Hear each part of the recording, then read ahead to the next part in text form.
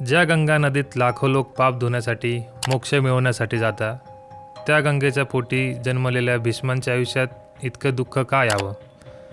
नमस्कार मित्रांनो, मी अनिकेत. स्वागत आहे तुमच्या कादंबरी कट्ट्यावर. तर आपण आज पितामह भीष्मांबद्दल बोलणार आहोत. राजा शांतनू आणि गंगा नदीच्या पोटी जन्माला आलेले भीष्म यांचं पहिलं नाव देवव्रत.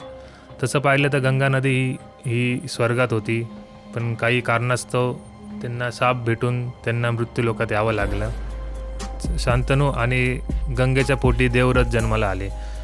गंगा नदीने देवव्रतांना सर्व प्रकारच्या विद्या शिकवल्या आणि हेच देवव्रत पुढे जाऊन पितामह भीष्म म्हणून ओळखण्यात आले. त्यांनी स्वतःच्या वडिलांच्या स्वार्थासाठी आजन्म ब्रह्मचारी राहण्याचे व्रत घेतलं. कारण की शांतनू महाराज जेव्हा सत्यवतीच्या प्रेमात पडले आणि त्यांना लग्न करायचं होतं, त्यावेळेस सत्यवतीने भीष्मांकडनं ही प्रतिज्ञा म्हणून घेतली की ते आजन्म ब्रह्मचारी राहतील, तर पुढे जाऊन सत्यवतीचे होणारे मुलं हे हस्तिनापूरचे राजे होतील. तसंच कथा जशी पुढे जाते तर विचित्रवीर्यासाठी भीष्मांनी ज्या 3 राण्या घेऊन आल्यात, अंबा, अंबिका, अंबालिका, तर ह्यामध्ये जी अंबा होती तिने पितामह भीष्मांना शाप दिला आणि तीच पुढे जाऊन पितामह भीष्मांच्या वध करण्यास कारणीभूत ठरली.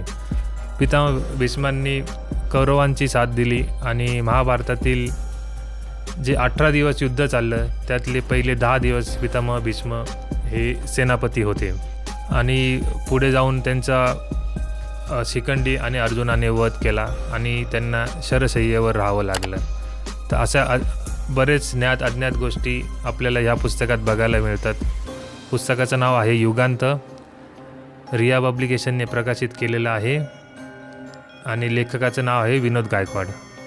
तर नक्कीच पितामह भीष्मांबद्दल तुम्हाला अजून जाणून घ्यायचं असेल तर तुम्ही हे नक्कीच पुस्तक वाचा.